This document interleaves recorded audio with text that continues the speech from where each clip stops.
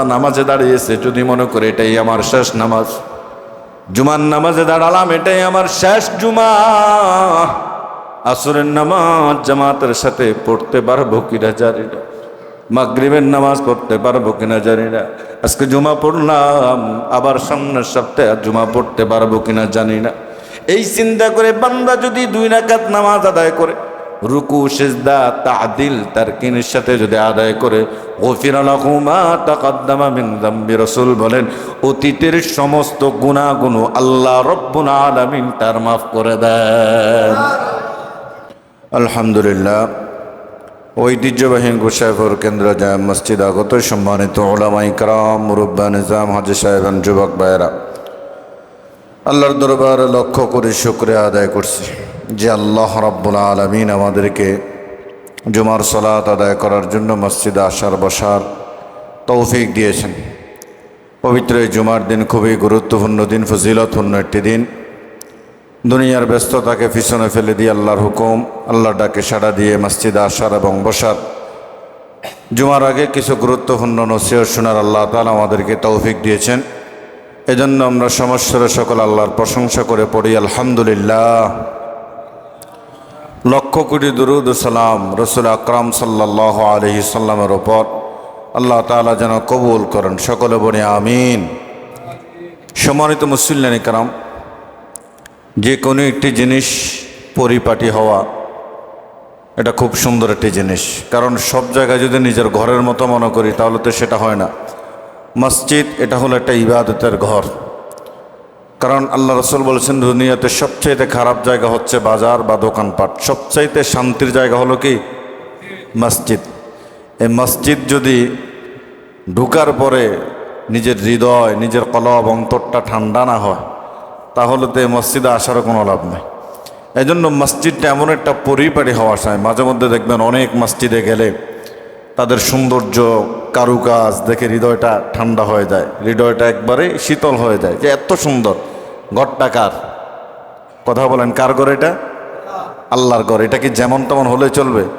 তো নামাজ তো যেখানে মন সেখানে আদায় করলে হয়ে যায়, কারণ মুমিনের জন্য আল্লাহ তাআলা পুরো একটা জমিনটাকে নামাজের স্থান বানায় দিয়েছে। তো যেখানে সেখানে নামাজ পড়লেই তো হয়ে যাবে।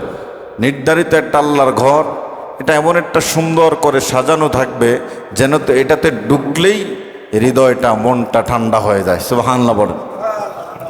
এই জন্য গুছানো রাখবেন, সব কিছু গোছানো। অগোছানো হলে এটা দেখতে খারাপ দেখা যায়, কারণ সাপ্তাহিক জুমার নামাজ এলাকার সবাই আসে, বাহিরের অনেক মানুষ আছে, অগোছানো দেখলে জিনিসটা খারাপ দেখা যায়। এজন্য সব কিছু গোছানোভাবে রাখার চেষ্টা করবেন। আল্লাহ তাআলা বুঝার তৌফিক দান করে, সকলে বলে আমিন। সম্মানিত মুসল্লিয়ানে কেরাম, যেমন গত সপ্তাহ কথা বলে মজা পাইলাম না, এ সপ্তাহ আপনাদের এই যে লাইনগুলো কেমন জানি হচ্ছে, তো এটা আসলে ঠিক করে নেওয়ার দরকার ছিল, ক্লিয়ার করার দরকার ছিল যে আমি আসবো, আলোচনা করব। শুধু আলোচনা করলে তো হয় না, আলোচনা যিনি করবেন তারও তৃপ্তি লাগতে হবে, যারা শুনবেন তারারও তৃপ্তি লাগতে হবে যে না আলোচনা শুনছি, ভালো লাগছে। না আমিও আলোচনা করতেছি, বিরক্ত বোধ হচ্ছে এই যে আওয়াজের কারণে, সাউন্ড সিস্টেমের কারণে, আপনারাও এটাকে বিরক্ত মনে করতেছেন। এজন্য সামনের সপ্তাহের আগে আল্লাহ চাহে তো এই সাউন্ড সিস্টেমগুলো একবারে ক্লিয়ার করে ফেলবেন আগের মতো, যেন আর এই সমস্ত দুঃখ বা কোনো সমস্যা না হয়। আল্লাহ বুঝার তৌফিক দান করো, আমিন পড়ি। সম্মানিত মুসল্লিয়ানে কেরাম, আমরা গত সপ্তাহ থেকে আলোচনা করতেছিলাম যে জান্নাতে যাওয়ার উপায়, জান্নাতে যাওয়ার গুরুত্বপূর্ণ কিছু আমল। তা আমরা যারা আজকে জুমার সালাত পড়ার জন্য মসজিদে আসলাম, আমরা সবাই মুসলমান না? আমরা সবাই মুসলমান। মুসলমানদের স্থায়ী ঠিকানা কোথায়? জান্নাত। মুসলমানদের স্থায়ী ঠিকানা কোথায়? জান্নাত। দুনিয়ার এই ক্ষণস্থায়ী জীবন, দুনিয়াটা হলো একেবারে ক্ষণস্থায়ী জীবন। এখানে মায়ের পেট থেকে দুনিয়ায় আসলাম, আর দেহ থেকে রূহ বাহির হয়ে যাওয়ার মাধ্যমে দুনিয়ার এই সফর শেষ নয়। মায়ের পেট থেকে দুনিয়ায় আসলাম, আর রূহ বাহির হয়ে যাওয়ার পরে দুনিয়ার এই সফর কি শেষ। দুনিয়ার এই সফর শেষ হওয়ার পরে আখিরাতের অসীম অনন্তকাল, যেটার শুরু আছে কোনো শেষ নাই। কারণ দুনিয়ার এই ভালো মন্দ বিবেচনা করে আল্লাহ রাব্বুল আলামিন আমার আপনার জান্নাত, কারণ আল্লাহ জান্নাত বানিয়েছেন এবং জাহান্নামও কি বানাইছেন। তো এই দুনিয়াতে আল্লাহ তাআলা পাঠিয়েছেন আপনার কর্মের উপরে ভিত্তি করে জান্নাত এবং জাহান্নাম। আপনার কর্ম ভালো হলে ভালো জায়গায়, কর্ম যদি খারাপ হয় তাহলে কোথায়? খারাপ জায়গায়। খারাপ জায়গা মানে কি বুঝছেন তো? জাহান্নাম। খারাপ জায়গা মানে কি? জাহান্নাম। তো এই জান্নাত আল্লাহ তাআলা আমাদের জন্য পাঠিয়েছেন। ক্ষণস্থায়ী এই জীবন কিছুদিনের জন্য, এটা একটা সফরের মতো। কিছুদিনের জন্য দুনিয়ায় আসলাম, আবার এই দুনিয়ার সময় যখন ফুরায়া যাবে, দুনিয়ার সময় যখন শেষ হয়ে যাবে, এই দেহ থেকে রুহটা বাইর হয়ে যাওয়ার পরে দুনিয়ার এই সময় আমাদের শেষ, আমাদের পরকালীন জীবন শুরু হয়ে যাবে। তো আল্লাহ তাআলা হিসাব নিকাশ করার পরে তখন দেখবে আপনার ভালো কাজ বেশি আর আপনার খারাপ কাজ কম। ভালো কাজ বেশি, এই বেশির বিনিময়ে খারাপ কাজগুলো মাফ করে দিয়ে আল্লাহ জান্নাত দেবেন। সুবহানাল্লাহ বলেন। তাহলে আল্লাহর এই ভালো কাজগুলো দুনিয়ায় করা লাগবে কি লাগবে না? বলেন, লাগবে কি লাগবে না? তার মধ্যে গত সপ্তাহে আমরা 3টি পয়েন্টের উপরে কথা বলেছিলাম। আজকে 4 নম্বর পয়েন্ট হলো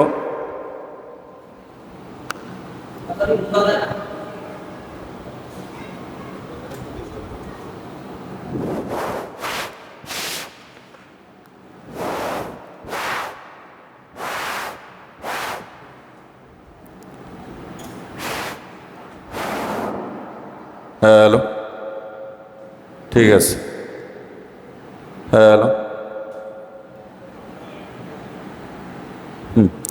তাহলে 4 নম্বর পয়েন্ট, কয় নম্বর পয়েন্ট? 4 নম্বর পয়েন্ট। এই 4 নম্বর পয়েন্ট হলো আল্লাহর হাবিব সাল্লাল্লাহু আলাইহি সাল্লামের অনুগত্য করা, অনুসরণ করার মাধ্যমে জান্নাত লাভ করা যাবে। রাসূল করিম সাল্লাল্লাহু আলাইহি সাল্লামের অনুগত্য, বুঝেন, অনুগত্য এবং অনুসরণ করার মাধ্যমে আল্লাহর জান্নাত কি করা যাবে? লাভ করা যাবে। রাসূলুল্লাহ সাল্লাল্লাহু আলাইহি সাল্লামের অনুসরণ ছাড়া কোনো আমল যেমন কবুল হয় না, রাসূলের অনুগত্য ছাড়াও জান্নাতে যাওয়া যাবে। তাহলে জান্নাতে যেতে হলে আল্লাহর রাসূল সাল্লাল্লাহু আলাইহি সাল্লামের অনুগত্য অনুসরণ করার দরকার আছে না নাই? কারণ আল্লাহ কোরআনেই বলে দিয়েছেন, ومن يطع الله ورسوله ويدخله جنات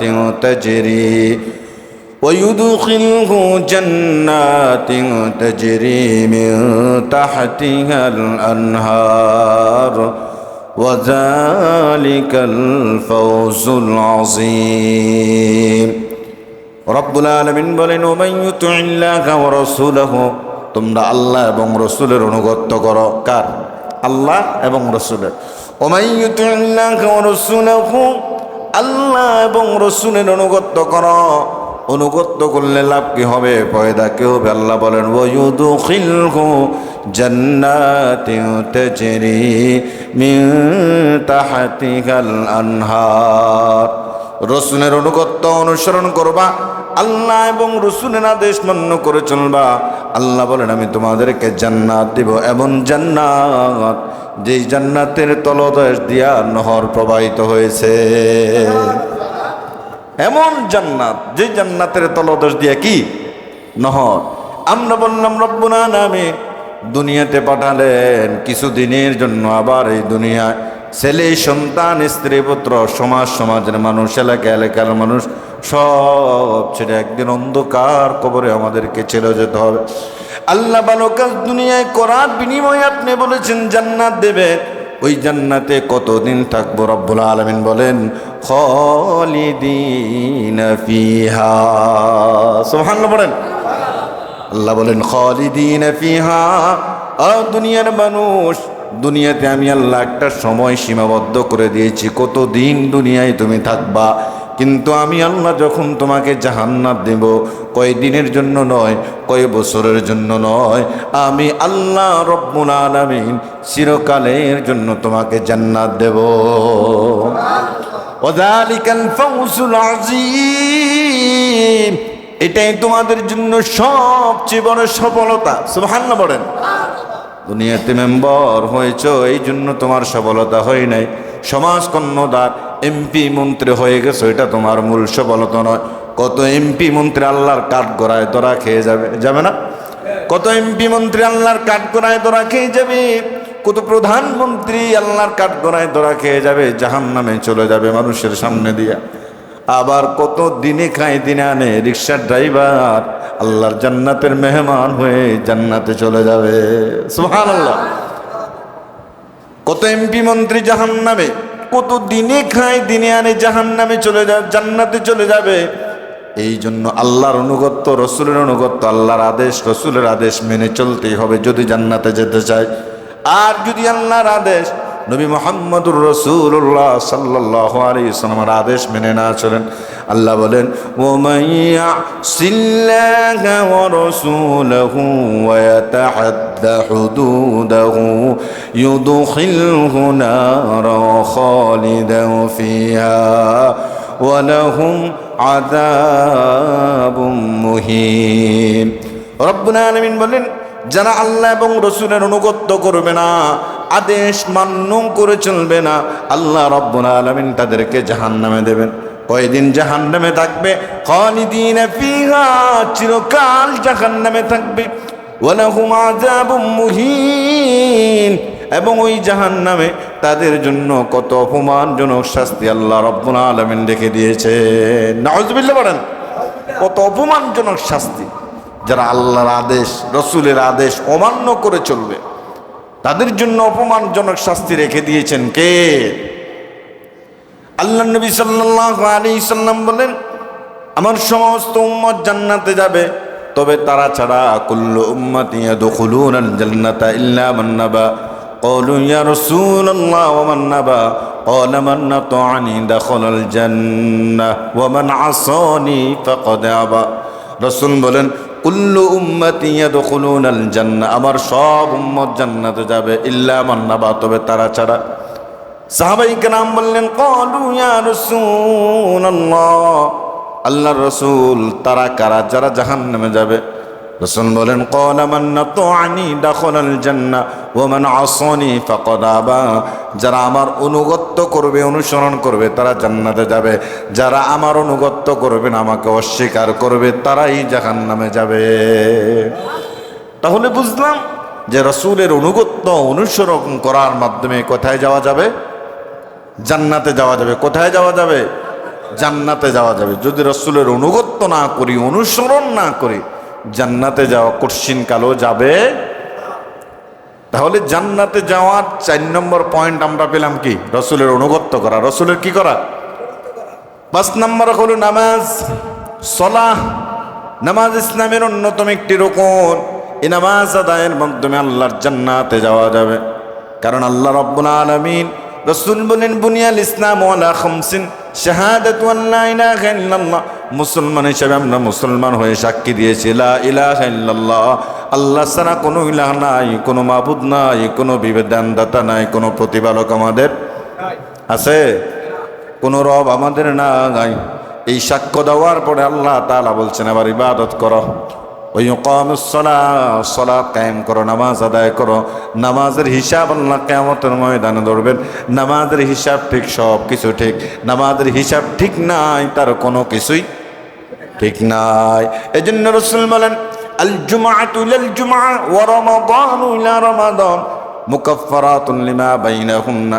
রাসূল বলেন, এক জুমা থেকে আরেক জুমা, এক রমাদান থেকে আরেক রমাদান, মুকাফফারাতুন লিমা বাইনাহুন্না, মধ্যখানের এই গুনাহগুলো কাফফারা স্বরূপ হয়ে যায় যদি বান্দা আল্লাহর সাথে শিরিক না করে।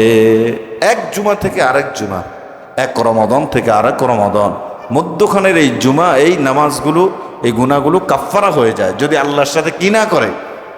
শিরিক না করে। কি না করে?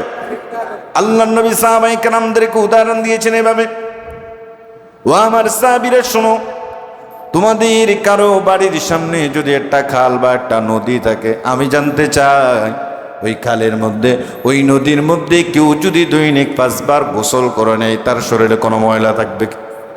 সাহাবায়ে কেরাম বললেন, ইয়া রাসূলুল্লাহ, কোনো ময়লা থাকবে না। কোন আল্লাহর বান্দা যদি দৈনিক 5 বার গোসল করে নেয়, তার শরীরে তো কোনো ময়লা থাকার কথাই না। রাসূল বলেন, সাহাবীরা শোনো, কোন আল্লাহর বান্দা যদি 5 ওয়াক্ত নামাজ বা জামাতে আদায় করে, তার আমলনামায় একটা গুনাহও থাকবে না,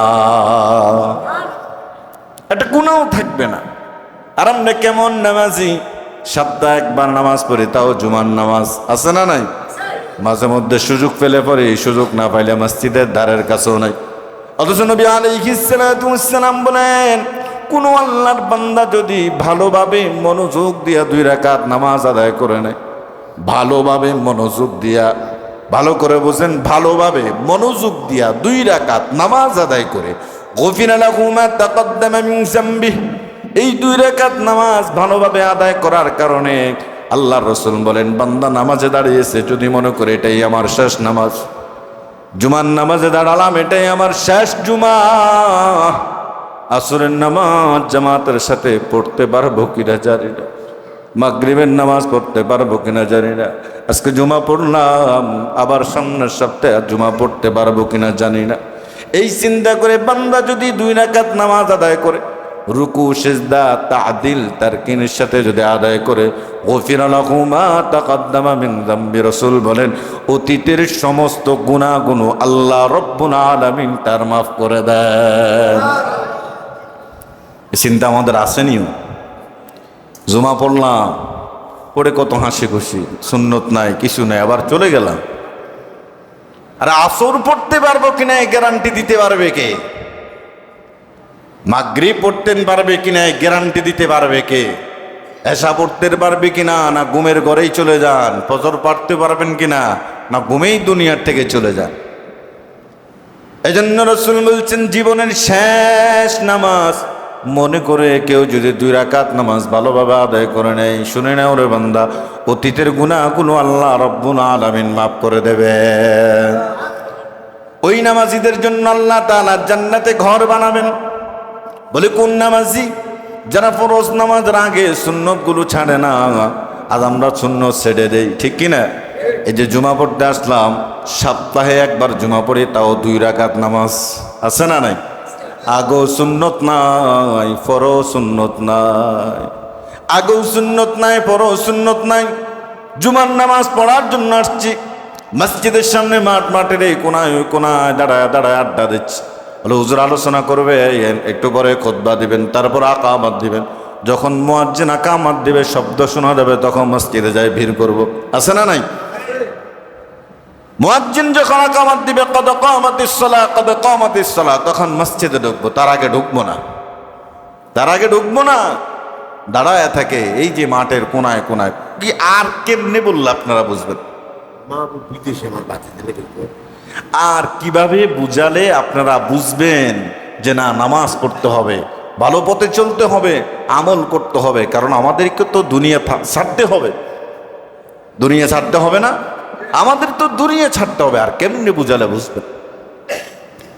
রাসূলুল্লাহ সাল্লাল্লাহু আলাইহি সাল্লাম বলেন, দুনিয়ার মানুষ শুনে না, জান্নাতে আল্লাহ সুন্দর ঘর বানাবেন তোমাদের জন্য। কেউ যদি জোহরের আগের 4 রাকাত সুন্নত, জোহরের পরে 2 রাকাত সুন্নত, আসরের আগের 4 রাকাত সুন্নত, মাগরিবের পরে 2 রাকাত সুন্নত, এশারের আগে 4 রাকাত, এশারের পরে 2 রাকাত, ফজরের নামাজের আগে 2 রাকাত সুন্নত পড়ে নেয়।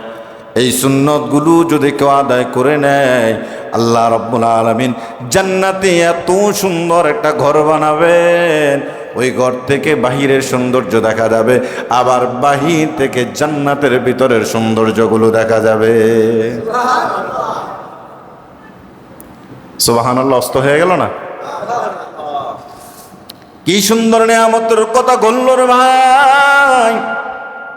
শুধু সুন্নতগুলো পড়বা, ফরজের হিসাব তো আল্লাহ দেয় নাই।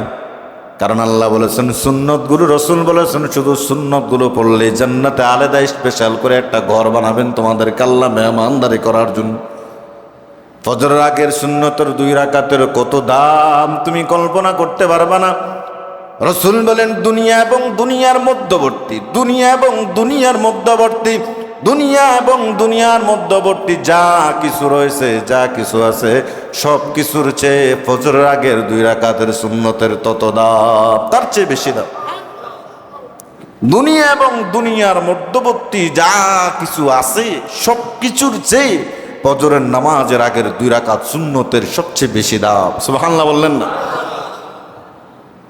তারপরে তো আমরা নামাজ ছেড়ে দিই।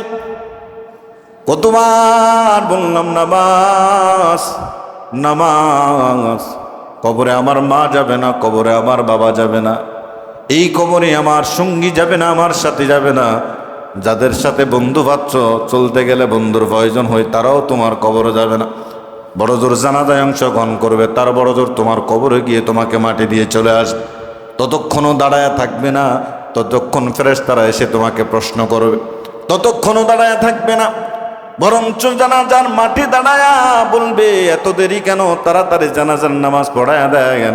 একটা মিনিট ধৈর্য ধারণ করতে পারবে না তোমার সেই বন্ধু, তোমার সেই আত্মীয় স্বজনরা। ঠিক কিনা বলেন? কথাগুলা ঠিক কিনা?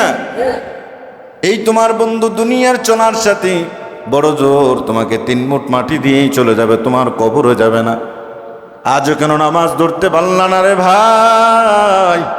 কোথায় তোমার নামাজ, কোথায় তোমার ইমান, কোথায় তোমার মসজিদ, আর কোথায় তুমি নামাজের সাথে তোমার দূরত্ব কত বিশাল, মসজিদের সাথে দূরত্ব তোমার কত বিশাল। এমন অনেক আল্লাহর বান্দারা এখানে আসো, সারা সপ্তাহ নামাজ নাই, আজকে জুমার নামাজ পড়ার জন্য শুধু মসজিদে আসছে। আছে না নাই? সারা সপ্তাহ নামাজ নাই, সারা সপ্তাহ এক ওয়াক্ত নামাজের সাথে তোমার সাক্ষাৎ নাই, তোমার দেখা নাই। এখন আসছো তুমি নামাজ পড়ার জন্য। বলো ভাই, তোমার পায়ের মধ্যে আমার হাত রেখে বলি, কেমনে তুমি জান্নাতে যাবা? কেমনে কবরে গিয়া ফেরেশতাদের মুখোমুখি হয়ে উত্তরগুলা দিবা? কেমনে দিবা? এই দেহটা রাখার পরে এটা তো এমনি এমনি আস্তে আস্তে করে 3 দিন পরে নখ খসে যাবে, 9 দিন পরে চুলগুলো পড়ে যাবে। কেমনে দিবা? তাহলে আমরা 5 নম্বর পেলাম, জান্নাতে যাওয়ার 5 নম্বর আমল হলো নামাজ আদায় করা। কি আদায় করা? নামাজ আদায় করা। 6 নম্বর হলো রোজা রাখা। 6 নম্বর কি? রোজা রাখা। রোজার মাধ্যমে আল্লাহর জান্নাত লাভ করা যায়। রাসূল বলেন, মান সামা ফি সাবিলিল্লাহি বা'দাল্লাহু ওয়াজহাহু আনিন নার 70 খরিফান। কোন আল্লাহর বান্দা যদি আল্লাহর সন্তুষ্টির উদ্দেশ্যে একদিন রোজা রাখে, আল্লাহ রব্বুল আলামিন ওই বান্দার কাছ থেকে জাহান্নামটাকে 70 বছর দূরে সরায়া দেয়। কত বছর দূরে? 70 বছর দূরে সরায়া দেয় জাহান্নাম। আজ ইউরোপের মানুষগুলো পাগল হয়ে গেছে, তাদের বনাঞ্চল আগুনের দাবানলে জ্বলতেছে, আর তাপমাত্রা 40-এর উপরে ছেড়ে গেছে। যেখানে 6 মাস শীত থাকে আর 4 মাস গরম থাকে, সেখানেও আগুনের দাবানল, সূর্যের তাপ বেড়ে গেছে। সূর্যের তাপ মানুষ সহ্য করতে পারে না। 50 ডিগ্রির উপরে যদি সূর্যের তাপ বেড়ে যায়, যদি 60 ডিগ্রিও চলে যায়, মানুষের শরীরের চামড়াগুলো পুড়ে ছাই হয়ে যায়। আল্লাহু আকবার বলেন। আর জাহান্নাম হাসরের ময়দান, আখিরাতের ময়দান, কিয়ামতের মাঠ। দুনিয়ার মানুষ ভালো করে বোঝে, হুজুররা কত কথাই বলে, আলেমরা নিজে পরের খাইয়া নিজেরা কত কথাই বলে। সব কিছু মানা যাবে কিনা? কথাগুলো তো আমার না, কথাগুলো আমার নবী মুহাম্মদুর রাসূলুল্লাহ সাল্লাল্লাহু আলাইহি সাল্লাম বলেছে। আল্লাহর নবী বলেন, কিয়ামতের ময়দান, হাসরের ময়দান, সব মানুষ তামার জমিনের উপরে দাঁড়ায় যাবে, আর সূর্য 1 বিঘাত উপরে চলে আসবে। এখনো যদি সূর্যটা উল্টো পিঠ দিয়া রাখছে আল্লাহ, তখন বাপডা পিঠ দিয়া রাখবে।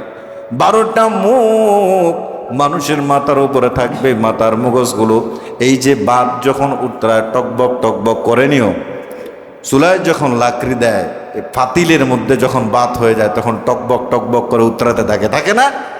মাথার মগজগুলো এই সূর্যের তাপে টকবক টকবক করে উত্তরাতে থাকবে।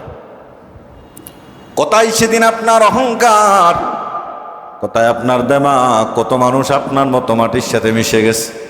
কবরস্থানগুলোর দিকে তাকাবেন মাঝে মধ্যে, যে তারাও তো একদিন দুনিয়ায় ছিল, অহংকার করেছেন, তারাও আজকে মাটির সাথে মিশে গেছে।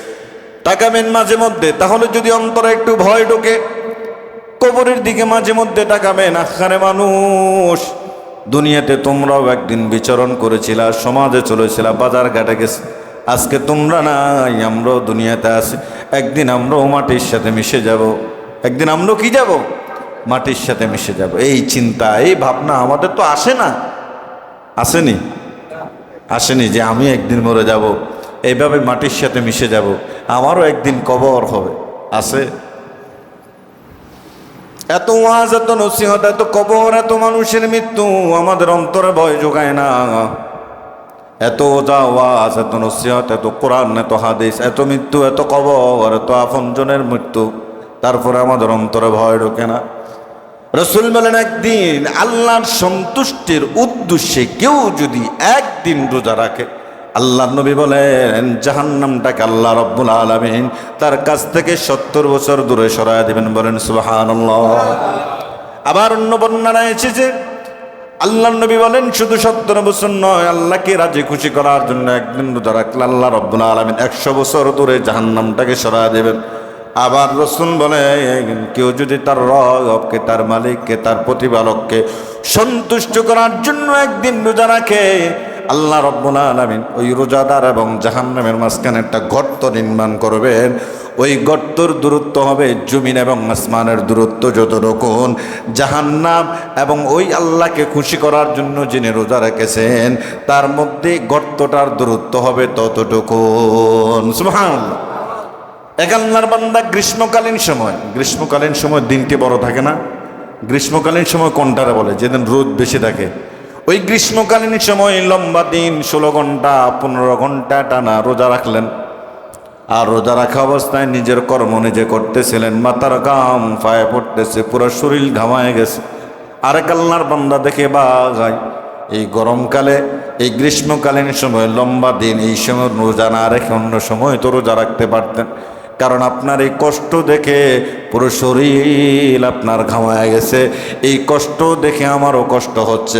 আল্লাহর বান্দা জবাব দিয়া দিলেন, ও আল্লাহর বান্দা, তুমি কি রসুলের হাদিস পড়ো নাই? তুমি কি শুনো নাই যে রসুল বলছেন কোনো আল্লাহর বান্দা যদি একদিন আল্লাহকে রাজি খুশি করার জন্য রোজা রাখে, আল্লাহ রব্বুল আলামিন তার কাছ থেকে জাহান্নামটাকে 100 বছর দূরে সরায়া দেয়। আমি তো আল্লাহর কাছে এটাই চাই যে একদিন রোজা রাখলাম, বিনিময়ে আল্লাহ জাহান্নামটাকে আমার কাছ থেকে দূরে সরায়া দেয়। তাহলে আমার মতো সফলতা আর কার হতে পারে? এই জন্য শুধু রমজান মাস নয়, মাঝে মধ্যে নফল রোজা রাখবেন আল্লাহকে খুশি করার জন্য। কাকে খুশি করার জন্য? রোজার মধ্যে কিন্তু লোক দেখানো ইবাদত হয় না। রোজার মধ্যে হয় এটা। কেন রোজা রাখলাম? আমার যদি লোক দেখানো হতো তাহলে ঘরের ভিতরে খেলে কেউ দেখতো, পানির নিচে গিয়ে ডুব দিয়ে পানি খেলে কেউ দেখতো, দেখবে কে? তো এটার মধ্যে লোক দেখানো হয় না। এই জন্য মাঝে মধ্যে রোজা রাখবেন, আপনার আমার প্রতি খুশি হয়ে যাবে কে? রাসূল বলেন রোজাদার শুনে নাও, আল্লাহ জান্নাত বানাইছেন, জান্নাতে ঢোকার জন্য আবার দরজাও বানাইছেন। সেই দরজা হলো 8টি। কয়টি? এই সেই দরজা, জান্নাতের দরজা হলো 8টি। একটার নাম হলো বাবুর রায়্যান। বাবুর রায়্যান দিয়ে ওই সমস্ত লোকেরা ঢুকবে যারা আল্লাহকে খুশি করার জন্য রোজা রেখেছেন, আল্লাহকে রাজি খুশি করার জন্য যারা রোজা রেখেছেন, ওই সমস্ত রোজাদারকে আল্লাহ রব্বুল আলামিন বাবুর রায়্যান নামক দরওয়াজা দিয়ে জাহান্নামে ঢুকায় দিবে। এই জন্য শুধু রমজানের রোজা নয়, মাঝে মধ্যে রোজা রাখার চেষ্টা করবেন, নফল রোজা। তারপরে নামাজ পড়ার চেষ্টা করবেন। রসুলের অনুগত্য অনুসরণ করতে হবে। অনুগত্য অনুচরণ ছাড়া জান্নাতে যাওয়া যাবে না, নামাজ ছাড়া জান্নাতে যাওয়া যাবে না। রমজানের রোজা বা নফল রোজা এগুলোর মাধ্যমে আল্লাহকে রাজি খুশি করা যায়, বা রোজা ছাড়াও আল্লাহর জান্নাতে যাওয়া যাবে। যুবক ভাই, কয়দিন বাঁচবো? কয়দিনের দুনিয়া। কত মানুষ এই হঠাৎ হঠাৎ মারা যাচ্ছে। মানুষের হায়াতের জিন্দিগি একেবারে কম। এই যে মাঝে মধ্যে আমি একটা হাদিস বলি যে নূহ আলাইহিস সালামের কাছে এক মহিলা তার বাচ্চা নিয়ে এসেছেন যে আল্লাহর নবী, আমার বাচ্চাটার জন্য একটু দোয়া করেন, আল্লাহ যেন তাকে দীর্ঘ হায়াত দেন। বলে আপনার বাচ্চার হায়াত কত? বলে 300 বছর। ও 300 বছর হায়াত, আরো হায়াতের জন্য আপনি দোয়া চাচ্ছেন? জি। তুমি কি জানো আখিরি জামানার নবীর উম্মতের হায়াত কত হবে? বলে কত? বলে 60 থেকে 65 বছর। বলে মাত্র 60-65 বছর? বলে হ্যাঁ। বলে তারা কি ঘর বাড়ি বানাবে? ঘর বাড়ি বানাবে না, শুধু রাজপ্রাসাদ বানাবে।